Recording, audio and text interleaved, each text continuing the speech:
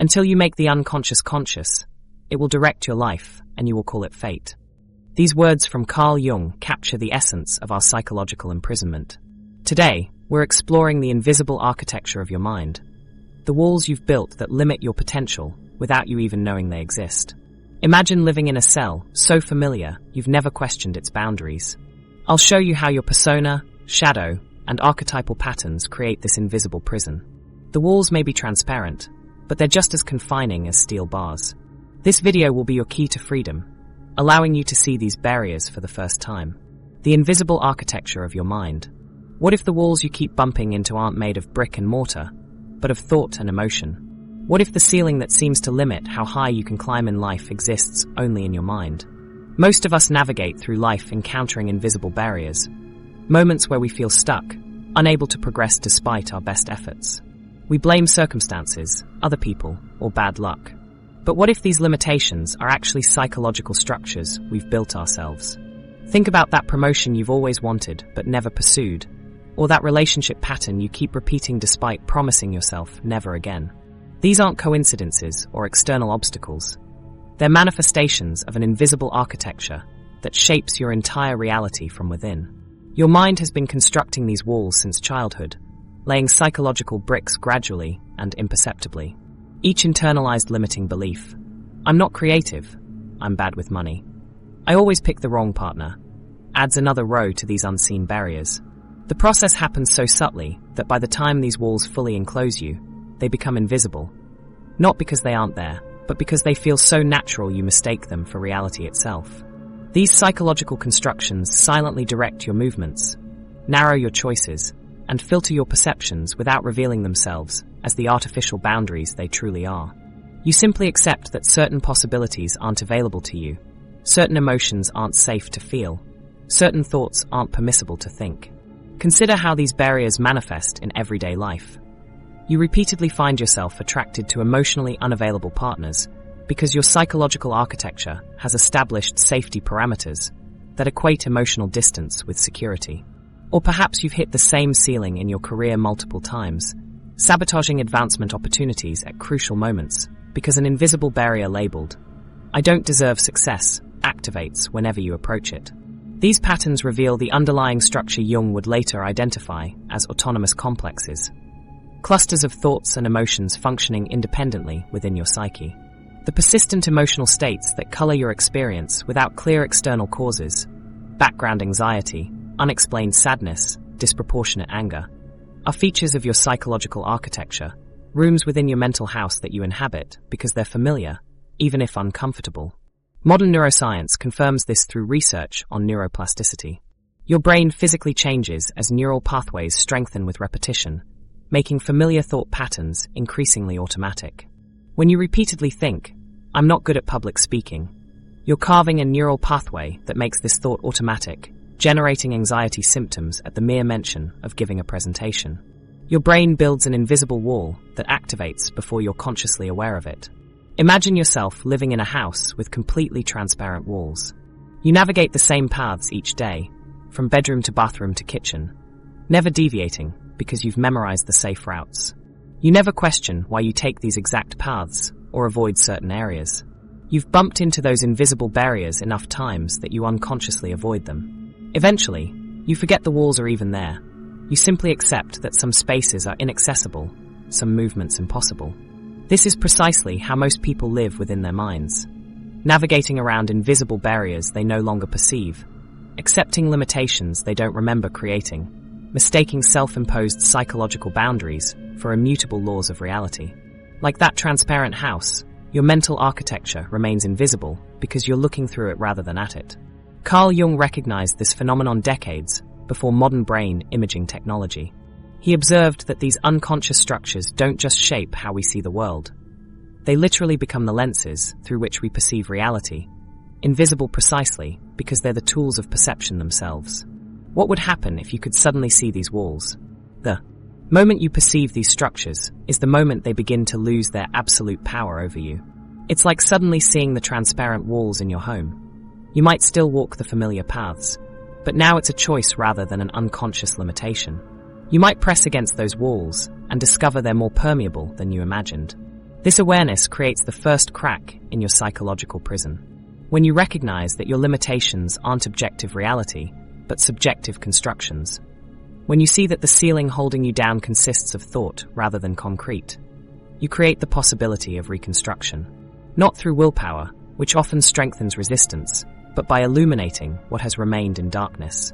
Understanding the invisible architecture of your mind is the essential first step towards psychological freedom. You cannot dismantle what you cannot perceive. You cannot remodel a house whose blueprint remains unknown to you. This explains why many attempts at personal change fail. They try to renovate a psychological structure without first making visible its fundamental design. The patterns that feel most natural to you, your automatic emotional responses, habitual thoughts, recurring relationship dynamics, are not random or inevitable. They're architectural features of a mental construction project that's been underway since your earliest experiences. And like any human construction, they can be recognized, understood, and, when necessary, redesigned. The persona, the mask you mistake for your face. Among the most convincing walls in your psychological architecture is one you carry with you everywhere, displaying it proudly to the world, your social mask.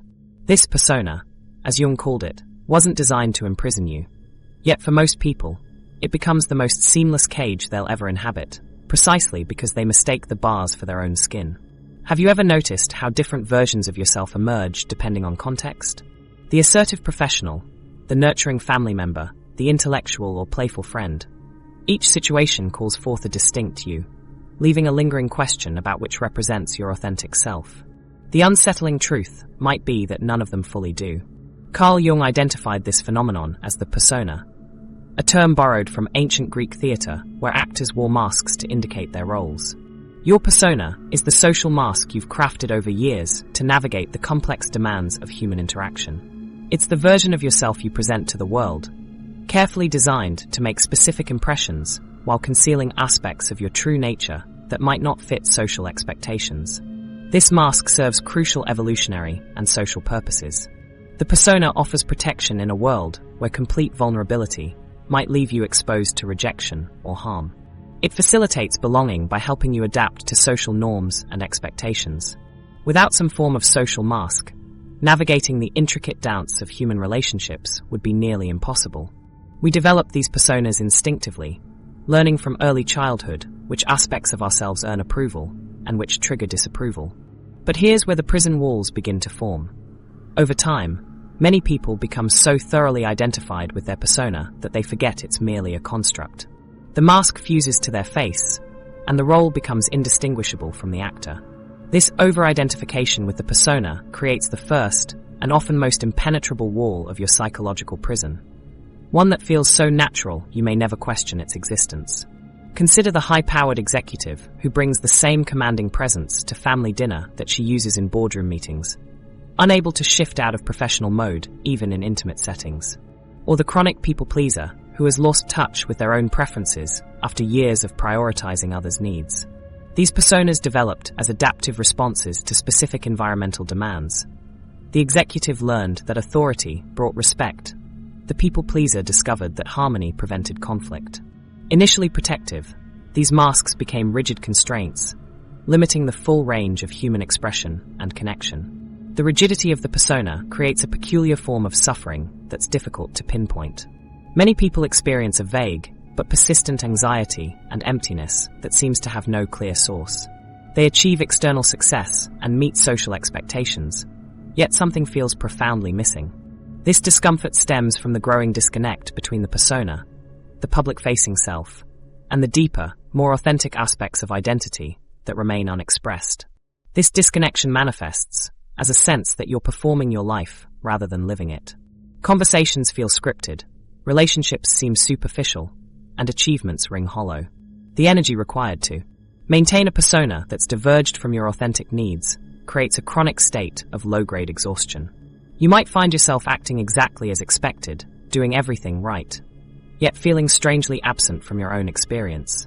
The persona, while providing functional identity and social belonging, creates what Jung described as a complex system of relations between individual consciousness and society. This system becomes problematic when it forms a false identity that limits authentic expression and creates a profound sense of disconnection from yourself and others. The person you show to the world becomes a comfortable prison that prevents genuine self-knowledge and deeper human connection. What makes this prison particularly insidious is that most people have no awareness they're wearing a mask at all. The persona develops so gradually and seamlessly that it feels like a natural extension of the self rather than a constructed identity. This is why even suggesting to someone that aspects of their personality might be a social performance often triggers defensive reactions. The persona protects itself by convincing its wearer that it is the whole, authentic self. Think about those moments of strange hesitation before expressing a thought that doesn't align with how others perceive you.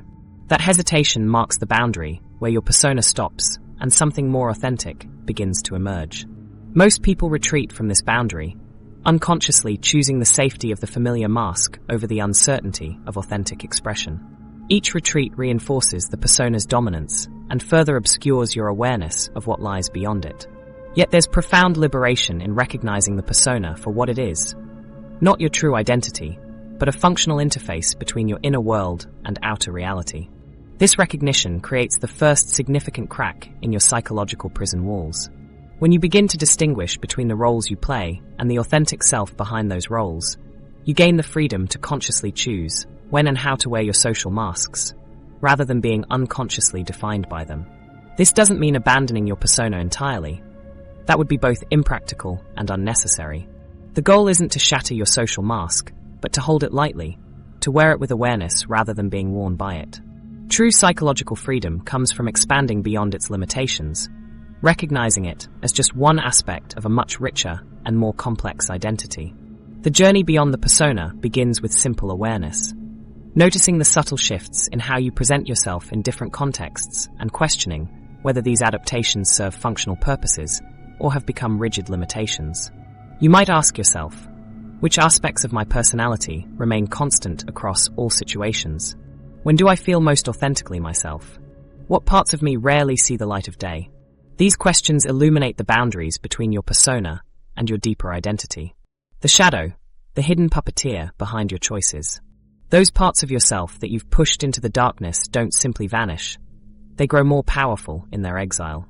This hidden aspect of your psyche is what Carl Jung called the shadow, and it operates like an invisible puppeteer, pulling strings you don't even realize are attached to your thoughts and behaviors. Have you ever found yourself reacting with disproportionate anger to someone's minor transgression? Or perhaps you've wondered why you keep sabotaging relationships just as they begin to deepen. These moments offer glimpses of your shadow at work. The shadow contains everything you've rejected about yourself, qualities, emotions, and impulses deemed unacceptable by your family, society, or your own conscious mind.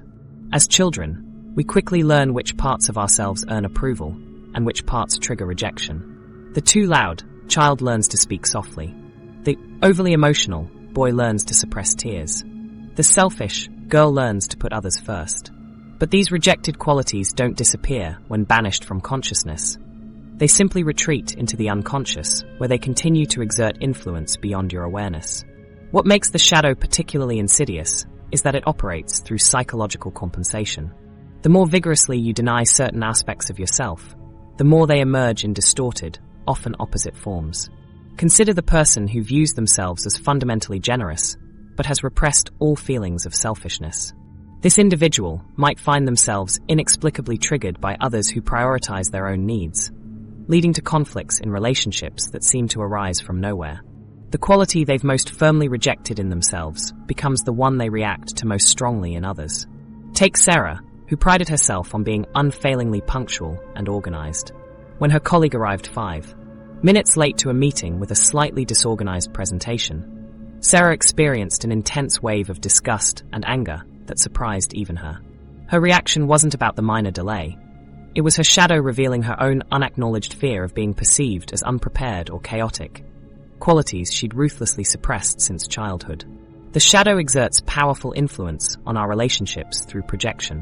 When we encounter in others the qualities we've suppressed in ourselves, we respond with emotional intensity that reveals more about our inner landscape than about the other person.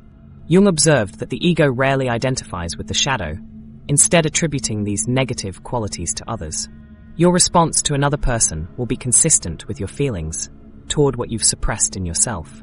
This dynamic explains why certain people trigger us so intensely. They're holding up a mirror to the parts of ourselves we've refused to see. The judgmental person, who harshly criticizes others for the slightest moral failing, is often unconsciously battling their own unacknowledged impulses. The perfectionist, who demands flawless performance from colleagues, is typically projecting their own fear of inadequacy. The people pleaser, who resents others for taking advantage, is encountering their own disowned need for self-prioritization reflected back at them. Shadow material also appears as self-sabotage, unexplained emotional reactions, and persistent patterns you can't seem to break despite your best conscious efforts. Have you ever found yourself repeatedly creating the same disappointing outcome in relationships or career, despite swearing each time that this time will be different? The shadow may be orchestrating these recurring scenarios, undermining your conscious intentions with unconscious counterforces. The shadow forms early in life, typically during childhood when you're told that certain aspects of yourself are unacceptable or unlovable. These judgments come from parents, teachers, religious institutions, and cultural messages about what constitutes proper behavior. The parts you hide aren't inherently good or bad. They're simply aspects of your complete humanity that didn't receive validation. When these parts remain repressed, you'll likely experience emotional triggers, dysfunctional patterns, and a general sense of dissatisfaction that seems to have no clear source. This disconnection creates a psychological prison more confining than any external limitation. You become trapped in rigid patterns, unable to access the full spectrum of your own humanity. The businessman who has disowned his creativity might feel inexplicably drawn to artistic pursuits, but find himself unable to give them serious attention. The woman who has repressed her assertiveness might continually find herself in situations where she feels overlooked and undervalued, unable to speak up for herself. What makes shadow work so powerful is that confronting and integrating these rejected aspects of yourself releases enormous psychological energy previously used for repression. The constant effort of keeping certain qualities out of consciousness requires significant mental resources.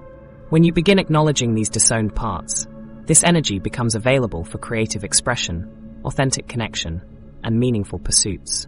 The shadow, when recognized and integrated, contains not only your darkest impulses, but also some of your most valuable gifts. The process of shadow integration doesn't mean giving free rein to every impulse or acting out repressed material. Rather, it involves bringing unconscious content into awareness where it loses its power to control you from behind the scenes. When you can say, "I notice I'm feeling jealous right now," the emotion no longer needs to operate through unconscious channels like projection or denial. It becomes simply another piece of information about your inner landscape, rather than a hidden force driving your behavior. Practical approaches to shadow work include identifying emotional triggers as signposts pointing to repressed material. When something provokes a reaction that seems disproportionate to the situation, you're likely encountering shadow content. Another method involves examining your judgments of others as potential projections. Dream analysis provides another window into shadow material, as recurring dream figures, especially those that disturb you, often represent shadow aspects seeking acknowledgement. One particularly effective technique involves journaling dialogues with shadow aspects, writing conversations between your conscious self and the rejected parts seeking integration. Through this process, you may discover that what you've labeled as selfish is actually healthy self-preservation, or that your laziness is your body's wisdom requesting necessary rest. The shadow, when approached with curiosity rather than judgment, reveals itself to contain valuable perspectives your conscious mind has overlooked. Now that we see how the shadow quietly steers our actions, archetypes, the universal patterns shaping your story, while dialoguing with shadow aspects reveals your personal blind spots, there's a deeper force at work beneath your individual psychology. Beyond your personal narrative lies an ancient blueprint that's been silently orchestrating your life story since before you were born. These universal patterns have been guiding human experience for millennia, appearing in dreams, myths, and stories across every culture on Earth. And they're actively shaping your reality, right now, writing scripts you may have mistaken for your own choices. These universal psychological patterns residing in what Jung called the collective unconscious are archetypes, primordial images and motifs that form the basic structure of the human psyche. Archetypes function as the psychological DNA of human experience, the fundamental building blocks that structure our emotional stories and inner landscapes. All humans share this psychological foundation regardless of culture, era, or personal history. Have you ever wondered why certain stories resonate so deeply with you? Why particular characters in films or books seem to speak directly to your soul? Or why you find yourself playing out the same relationship dynamics despite your best intentions to change? These are archetypes expressing themselves through your unique life circumstances. The hero embarking on a journey, the wise mentor offering guidance, the trickster creating chaos, the mother nurturing or devouring. These are profound psychological realities that shape how we experience the world. When you're moved to tears by a character's sacrifice or feel an inexplicable connection to an ancient myth, you're experiencing the power of archetypes resonating with something deep within your psyche. What makes archetypes particularly fascinating is their dual nature. When engaged with consciously, they can be profound sources of wisdom, strength, and transformation. However, when operating unconsciously, as they do for most people, they become rigid scripts that limit freedom and reinforce psychological imprisonment. The difference lies entirely in your relationship with these universal patterns. Consider the common limiting archetypal scripts directing your life from behind the scenes. The inner critic constantly judges your every move, finding you perpetually lacking. The perfectionist prevents action unless conditions are ideal, leaving dreams eternally deferred. The victim attributes all problems to external circumstances, keeping you powerless. The caretaker neglects self-care in service to others, creating a martyr complex that both depletes and provides identity. Each archetypal pattern creates life scripts that unfold with an almost predetermined quality. You might repeatedly cast yourself as the rescuer in relationships, always attracted to partners who need saving, only to eventually resent their dependence. Or perhaps you unconsciously embody the rebel, defining yourself in opposition to authority without developing authentic values beyond reaction. These recurring themes are archetypal scripts playing out through your unique personality and circumstances. Take Maria, a corporate executive who noticed she habitually took on the perfectionist archetype. In meetings, she'd exhaustively prepare for any possible question, spending countless hours on presentations that others created in half the time. Through therapy, she recognized this pattern stemmed from childhood experiences where anything less than perfection meant rejection. By consciously engaging with this archetype, rather than being unconsciously driven by it, she learned to channel its positive aspects, attention to detail and quality, while releasing its paralyzing demands for flawlessness. The scientific validation of these patterns has advanced significantly. The Pearson-Mar Archetype Indicator, PMAI, offers nuanced exploration of an individual's primary and shadow archetypes, providing insights into fundamental patterns shaping personality. Unlike other assessments, the PMAI focuses specifically on archetypes, offering a holistic framework for understanding the interplay between conscious and unconscious forces. The universal nature of archetypal patterns is particularly fascinating. The same fundamental psychological motifs appear across radically different cultures and historical periods, suggesting they emerge from the shared structure of the human psyche. From ancient Greek myths to indigenous folktales, from modern films to recurring dreams, these patterns persist with remarkable consistency. This universality has profound implications. It means your psychological patterns connect you to the entirety of human experience across time and culture. The jealousy you feel, the longing for belonging, the fear of abandonment, the drive for meaning. These are universal human experiences manifesting through your unique circumstances. When archetypes operate unconsciously, they create a sense of fate, as if your life follows a predetermined script you never chose. You may wonder, why do I keep recreating the same painful situations? The answer lies in archetypal patterns running on autopilot. The first step toward freedom is recognizing these patterns as psychological templates that can be engaged with consciously. Jung observed that when group archetypes become rigid, hindering psychological development, the unconscious intervenes to destabilize them. Groups that reassure each other that problems lie outside themselves fall into regressive restoration of the persona. This dynamic leads to scapegoating individuals who challenge the group's identity, visible in workplace culture and political movements alike. The liberating power comes when you recognize these patterns and relate to them consciously. Rather than being unconsciously possessed by the warrior archetype, you can consciously engage its energy when appropriate, channeling its strength and boundary-setting abilities. without being consumed by its potential for aggression or black and white thinking. During the COVID-19 pandemic, a student named Ethan experienced a profound shift through what researchers called an awakened awareness perspective. By accepting what he couldn't change, Ethan found himself more at peace with myself and with reality. This transformation wasn't about rejecting archetypal patterns, but developing a new relationship with them, moving from rigid scripts to conscious engagement. Consider how this might apply in your own life. If you've always identified with the caretaker archetype, conscious engagement doesn't mean abandoning care for others, but recognizing when this pattern becomes limiting. You might discover that beneath lies the hero's journey of self-discovery or the ruler's capacity for wise stewardship of resources, including your own energy. Case study: Sarah's journey from invisible walls to freedom. These theoretical frameworks offer valuable insights. But what happens when someone actually begins to see the invisible walls of their psychological prison? Sarah's story illuminates the profound transformation that becomes possible when unconscious patterns suddenly come into view. Sarah, a 32-year-old marketing executive, embodied what many would consider success. Her LinkedIn profile showcased a steady climb up the corporate ladder.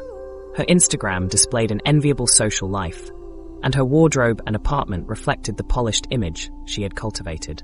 Yet beneath this carefully constructed exterior lived a woman increasingly haunted by emptiness and anxiety. The gap between her external achievements and internal experience widened with each promotion and social media post. What made Sarah's situation particularly instructive was how thoroughly she had disappeared into her perfectionist persona. Every presentation required sleepless nights of preparation. Each professional interaction was meticulously rehearsed. Even casual conversations with colleagues were mentally reviewed afterward for possible missteps. This perfectionism had become her identity, a psychological structure so familiar she couldn't recognize it as separate from herself. The cost of this flawless facade manifested physically and emotionally. Despite her competence, Sarah experienced debilitating panic attacks before important presentations. In her personal life, she enacted the martyr archetype, giving excessively to partners, then resenting them for taking so much. When relationships reached genuine intimacy, she would sabotage them, picking fights or becoming distant. 3 promising relationships had ended this way, reinforcing her belief that she was fundamentally unlovable. Her chronic exhaustion became another warning sign. Sarah slept poorly, relied on caffeine, and experienced persistent headaches. Weekends offered little relief as she either caught up on work or recovered from maintaining her perfect image. The energy required to sustain her psychological prison left little vitality for actually living. The breaking point came shortly after a significant promotion. During a high-stakes presentation to the executive team, Sarah experienced a panic attack, so severe she couldn't continue speaking. The room seemed to spin, her notes became indecipherable, and she excused herself abruptly.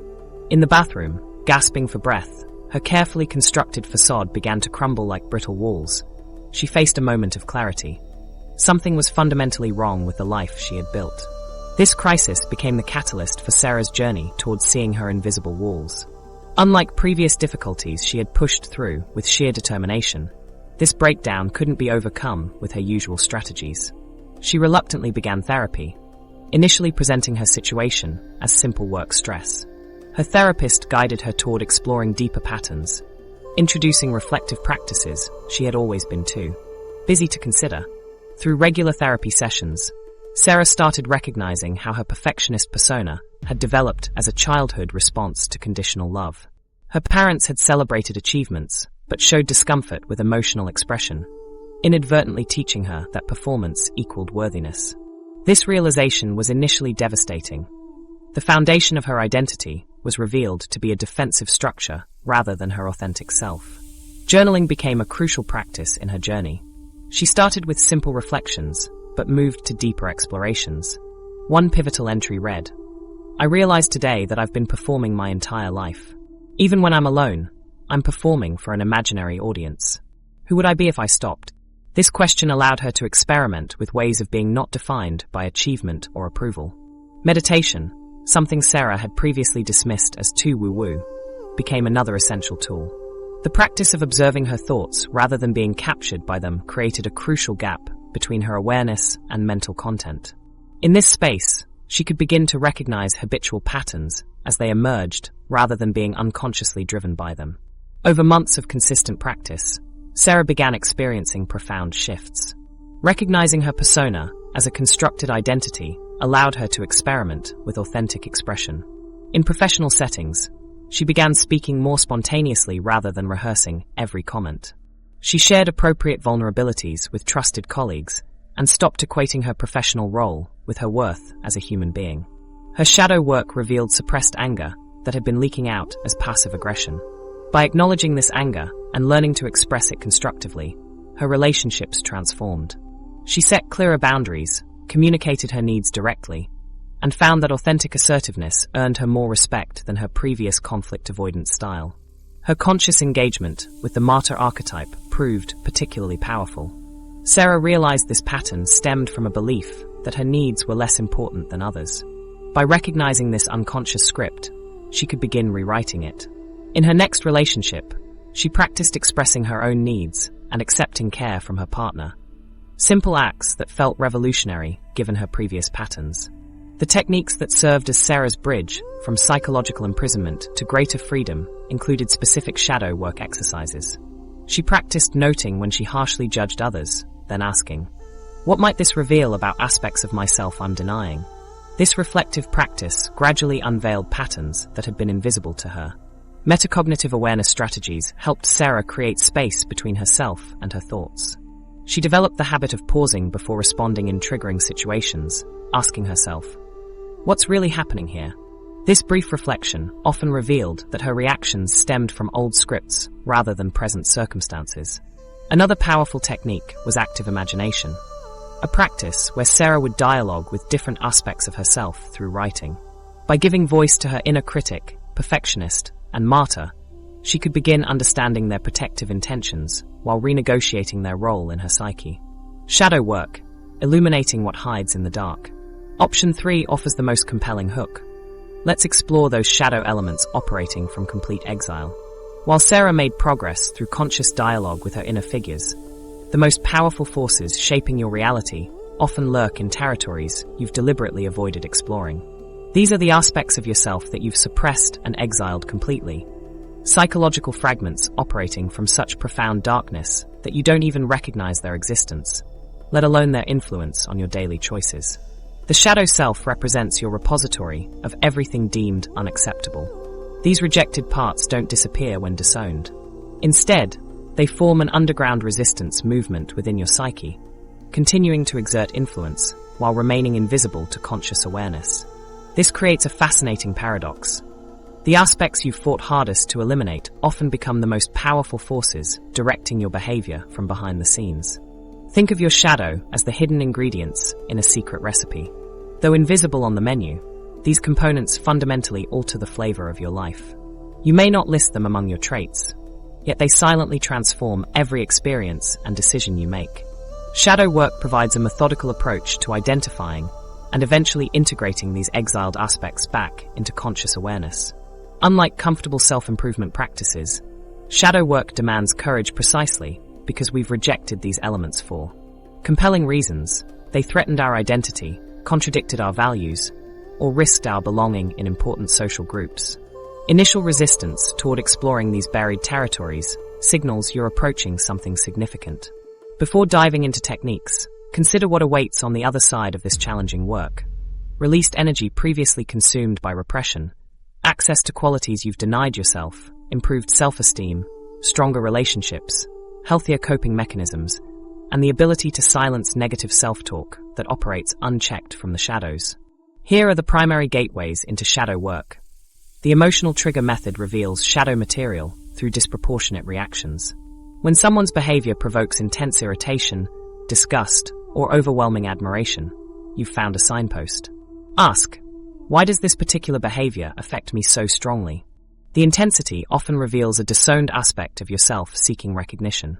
That colleague whose self-promotion infuriates you might reflect your repressed desires for recognition that you've labeled selfish or inappropriate. Similarly, harsh judgments of others typically represent shadow elements within yourself needing integration. The quality exists within you in some form, though not necessarily as the exact behavior you criticize. Dream analysis provides another powerful gateway. Recurring figures that disturb you in dreams represent shadow aspects seeking acknowledgement. That persistent character breaking into your dream house might represent creative impulses you've locked away as impractical. Rather than dismissing these figures, consider what qualities they embody that you've rejected in yourself. Journaling practices offer structured engagement once you've identified shadow elements. The dialogue technique involves writing conversations between your conscious self and the rejected parts.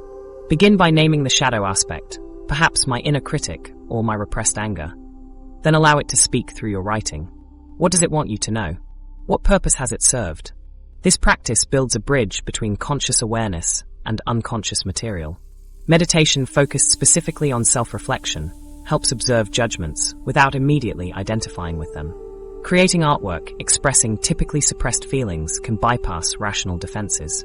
For structured approaches, Ken Wilber's 3-2-1 shadow process offers a systematic method. First, describe the shadow as an external figure, then speak to it directly, finally owning it as part of yourself. Self-compassion serves as an essential companion throughout this process.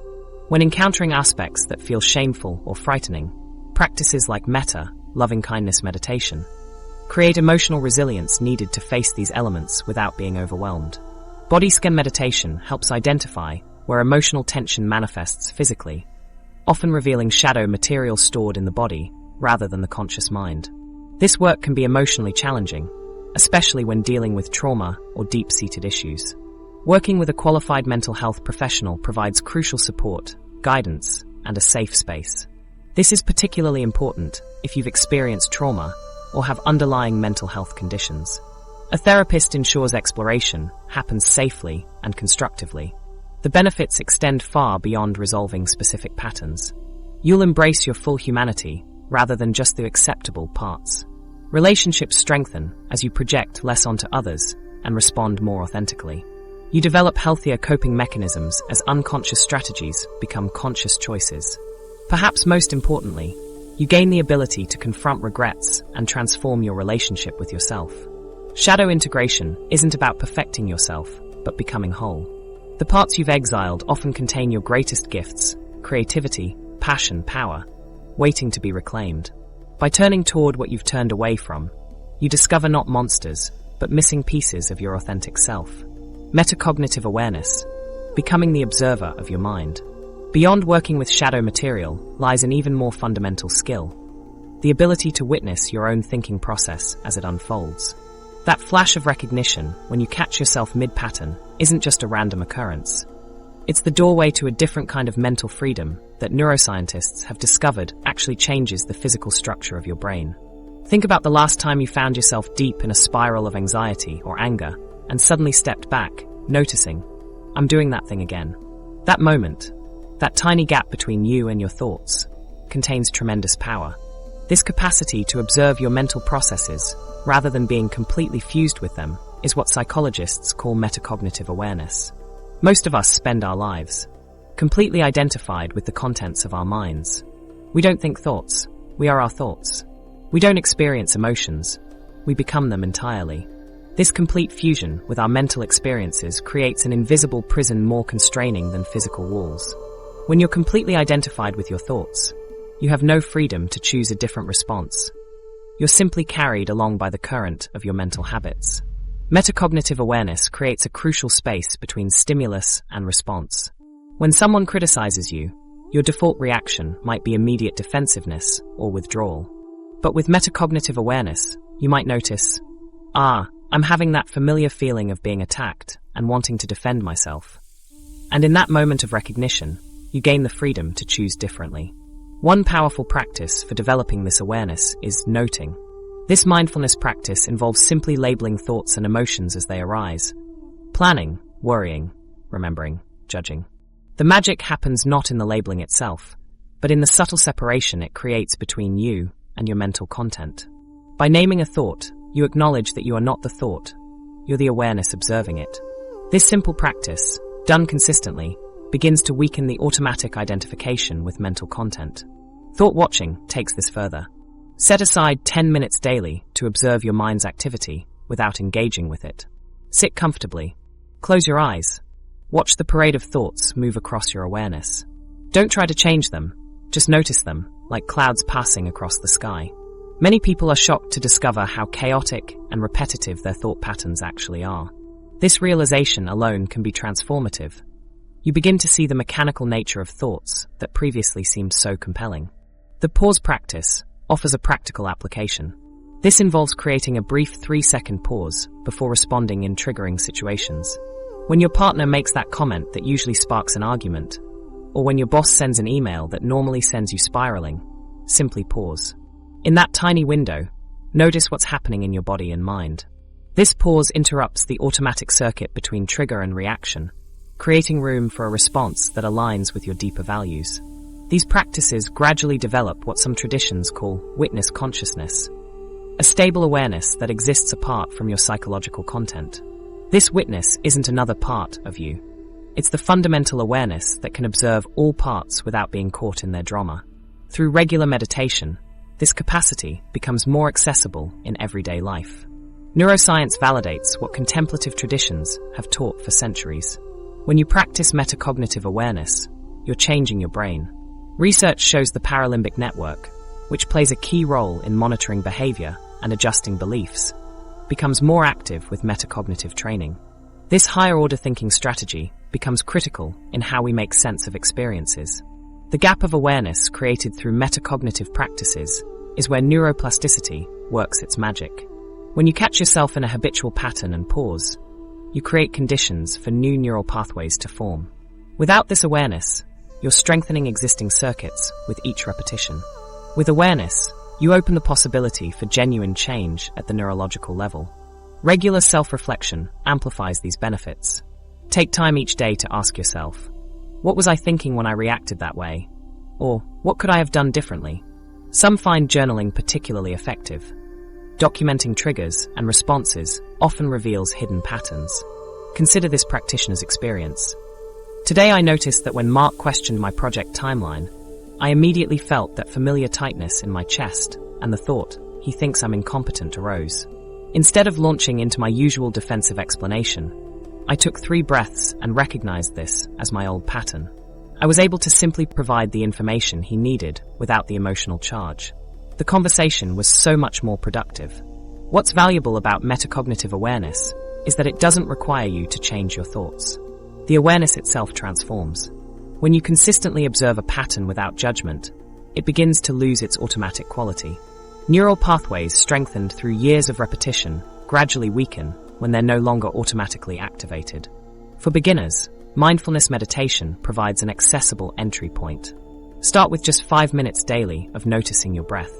When your mind wanders, as it will, gently note thinking and return to your breath. This simple exercise builds the individuation process, your path to psychological wholeness. As you develop the ability to witness your thoughts, you're laying groundwork for what might be Jung's most radical contribution to psychological freedom.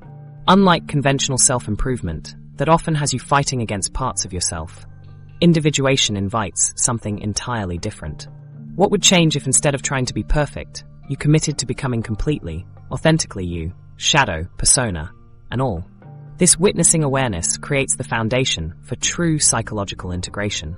The heart of Jung's individuation process is a lifelong journey towards psychological wholeness that stands in stark contrast to most modern approaches to self-development. While typical self-help methodologies focus on identifying and eliminating perceived flaws or weaknesses, Jung recognized a profound truth. Attempting to cut away aspects of yourself only deepens psychological fragmentation. True liberation comes from integration. Think of individuation as creating a complete musical composition rather than only playing the pleasant notes. Every element, harmonies and dissonances, contributes to the whole. The resulting symphony has depth and resonance impossible to achieve through selective inclusion. At its core, individuation involves differentiating yourself from collective expectations and social conditioning, while simultaneously integrating the disparate parts of your psyche.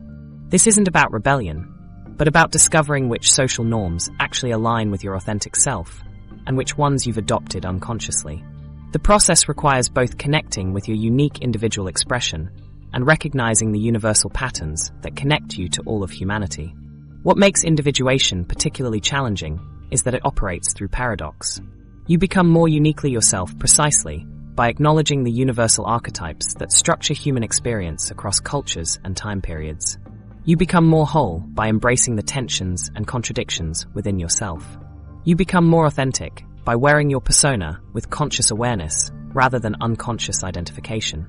The individuation process unfolds through several distinct stages, though these aren't strictly linear and often overlap or recur throughout life. The journey typically begins with the confrontation and integration of the shadow, those disowned aspects of yourself that operate from the unconscious. As you acknowledge and incorporate these rejected elements, you discover they often contain valuable qualities and energies that were previously unavailable to your conscious personality. The next significant stage involves encountering what Jung called the anima, for men, or animus, for women, the soul image or contrasexual aspect of the psyche. These archetypal elements represent your relationship to the opposite gender principles within yourself, regardless of your actual gender identity. Integrating these aspects brings psychological balance and greater access to qualities traditionally associated with both masculine and feminine energies: rationality and intuition, assertiveness and receptivity, independence and connection. The most profound stage of individuation involves developing a conscious relationship with the self-archetype, the central organizing principle of the entire personality that Jung distinguished from the ego. While the ego represents your conscious identity, the self encompasses both conscious and unconscious aspects, serving as the archetype of wholeness and the true center of the entire psyche. This relationship with the self often manifests through meaningful coincidences, dreams, and symbolic experiences that provide guidance beyond what the ego could design. The signs of individuation are subtle but profound. You'll notice an increasing comfort with complexity and ambiguity. Life's paradoxes become sources of depth and meaning. Your emotional reactivity diminishes as you develop a more spacious relationship with your triggers, responding consciously rather than reacting automatically. Consider Emma, a corporate lawyer who spent years hiding her artistic interests, fearing they would undermine her professional credibility. Through individuation work, she gradually integrated these seemingly contradictory aspects of herself. Rather than compartmentalizing, she began bringing her creative thinking into legal strategy while also honoring her artistic expression. This integration led to greater professional success and personal fulfillment, not despite embracing her full complexity, but because of it. Creative expression often flourishes during individuation as previously unconscious material becomes available to conscious application. Your relationships transform as you project less onto others and relate more authentically, allowing both yourself and others to be seen more completely. Decision-making improves as you access both rational analysis and intuitive knowing, drawing from a more complete range of your capacities.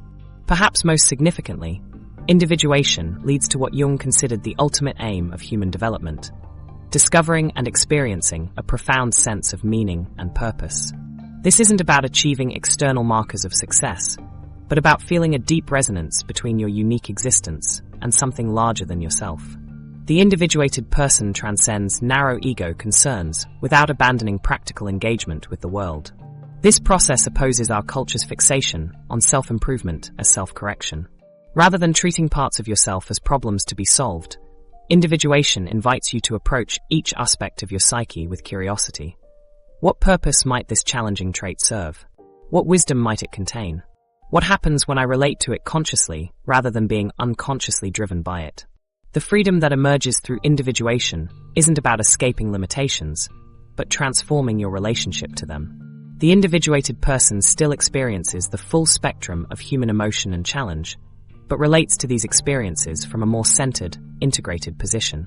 The psychological prison dissolves not because difficulties disappear, but because you no longer experience yourself as fragmented by them.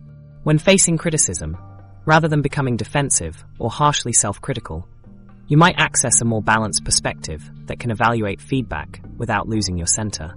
In relationships, you might discover an integrated approach that honors both autonomy and connection. The individuation process offers a radical alternative to the perfectionism trap that keeps so many people psychologically imprisoned. It suggests that wholeness, not perfection, is the goal, that a fully lived human life includes darkness and light, strength and vulnerability, certainty and doubt. By embracing all aspects of yourself, you create an authentic life characterized by meaningful engagement, rather than flawless performance. Active imagination, building the bridge to your unconscious. Beyond embracing the full spectrum of who you are lies an even more intriguing possibility. What if you could sit down and have an actual conversation with your shadow? Imagine a bridge spanning the divide between your conscious mind and the deeper waters of your unconscious, where wisdom awaits that logical thinking can never access. Most people never learn how to cross this bridge. Active imagination is this passage, a powerful tool you've likely never heard of. Carl Jung developed active imagination as a formal practice after his own profound experiences with it during a period of personal crisis. This technique isn't mystical guesswork. It's a structured approach to accessing parts of yourself that operate beneath conscious awareness. Active imagination creates a direct communication channel between your conscious mind and unconscious forces, allowing you to receive guidance from aspects of yourself that have been directing your life from beyond your awareness. Our culture's overwhelming preference for rational thought has come at a steep psychological cost. We've become disconnected from the intuitive wisdom that our ancestors accessed naturally. This split between rational and non-rational aspects of the mind doesn't eliminate the unconscious. It simply pushes it further into the shadows where it continues to influence your choices, often creating inner conflict and psychological fragmentation. Think about those moments when you logically know what you should do, yet feel inexplicably drawn toward something else. That's the unconscious speaking, but without proper dialogue, these messages emerge as vague feelings, unwanted behaviors, or disturbing dreams. The practice follows a simple structure. 1. Begin by entering a meditative state to quiet the constant chatter of conscious thought. 2. Allow an image or figure to spontaneously emerge from your unconscious, perhaps a character from a recent dream or a feeling that takes shape. 3. Actively engage with this figure. Ask specific questions like, who are you? What do you represent in my life? And what message do you have for me? 4. Listen for responses, noting the figure's appearance, emotions, and communications. This dialogue can take various forms. Many find written dialogues most accessible, literally writing out a conversation between themselves and the unconscious figure, alternating between voices on the page. Others prefer artistic expression, allowing unconscious content to emerge through drawing or painting. Movement and dance provide another channel, letting the body express what words cannot. Those with vivid dream lives might continue a significant dream narrative while awake to uncover unresolved psychological material. What emerges from these encounters often startles practitioners with its wisdom and relevance. A woman struggling with career decisions might meet an inner figure representing her creative potential that has been stifled by practical concerns. A man battling addiction might encounter the wounded child within seeking comfort through substances. These unconscious figures offer perspectives that the rational mind couldn't formulate on its own, because they represent integrated knowledge from parts of yourself operating beyond conscious awareness. Consider the scientist who hit a complete roadblock on a complex problem after months of logical analysis. Through active imagination, he visualized the problem as a labyrinth and encountered a guide who showed him a different angle. The solution that eventually emerged combined elements he'd never consciously connected before, highlighting how active imagination can access non-linear, associative thinking that complements analytical approaches. Active imagination differs from mere daydreaming or fantasy. When daydreaming, you often control the narrative, creating pleasurable scenarios as temporary escapes. Active imagination requires conscious participation while allowing unconscious content to unfold according to its own logic. You engage with whatever emerges, even difficult material, with ethical responsibility, acknowledging what arises without either completely identifying with it or dismissing it. The practice demands a balance between participation and receptive listening. You remain aware throughout, avoiding both passive consumption of fantasy and rigid control. This balanced stance makes active imagination powerful for psychological integration, maintaining your conscious position while creating space for unconscious wisdom. Throughout history, creative breakthroughs have emerged through similar processes. Mozart described melodies that came to him fully formed. Einstein visualized himself riding on a beam of light, leading to revolutionary insights. Mary Shelley's idea for Frankenstein appeared in a vivid waking vision. These creators accessed the same bridge between conscious and unconscious that Jung formalized into a repeatable technique. Active imagination allows you to intentionally create conditions for this dialogue rather than waiting for spontaneous inspiration. Active imagination effectively breaks through psychological limitations by directly addressing their source. Many therapeutic approaches require conscious awareness of a limitation before working with it.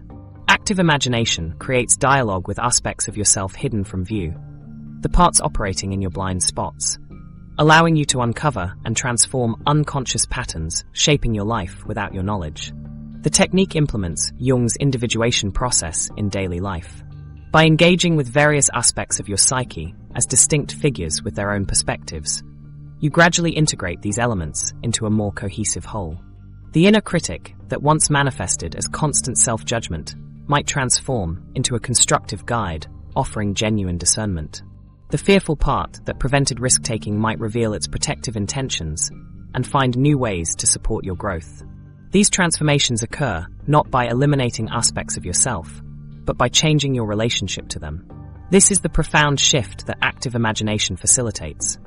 Parts that once operated autonomously and often destructively become valuable allies once a conscious relationship is established.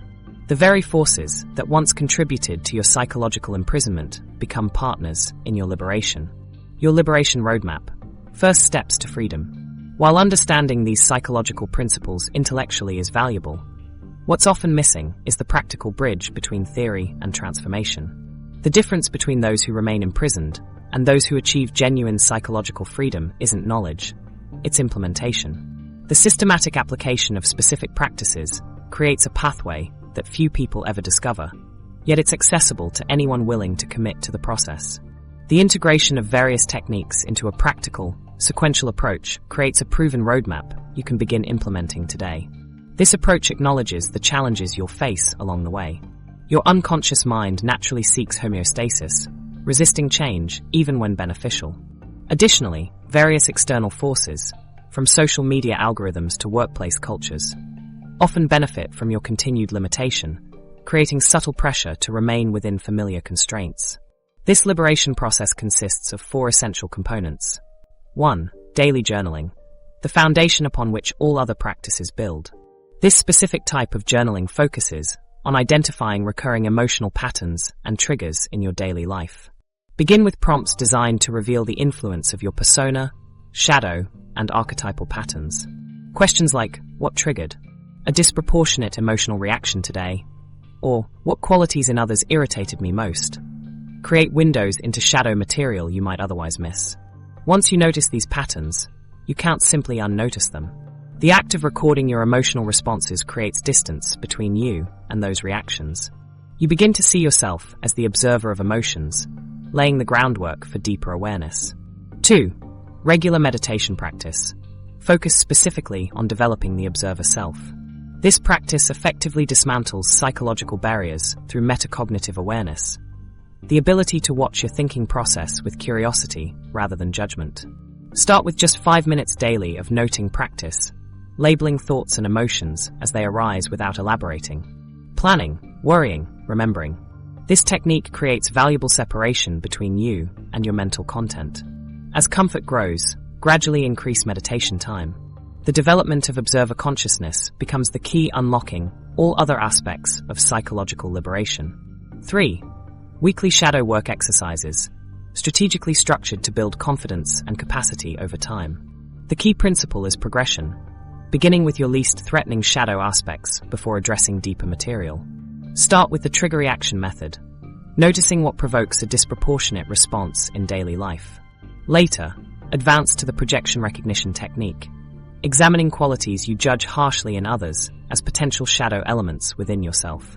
This progressive approach prevents the overwhelm that often derails growth. By starting with more accessible aspects, perhaps the creative side you've neglected or suppressed playfulness, you build psychological muscles needed for heavier lifting later.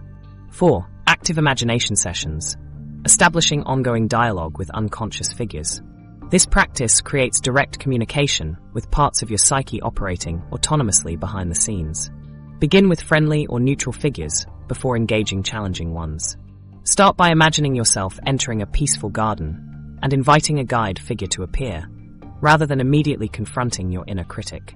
The power comes from transforming unconscious influence into conscious relationship.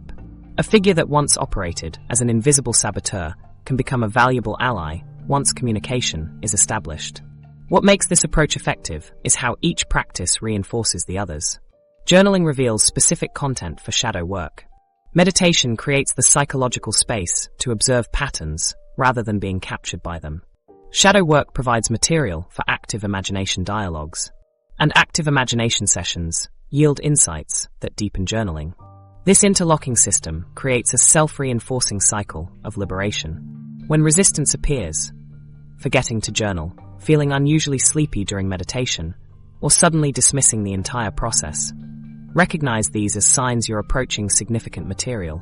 Use these moments as compass points guiding you toward important psychological territory. Through this work, your relationship with yourself transforms. The inner critic that once paralyzed you becomes a discerning advisor, offering constructive feedback.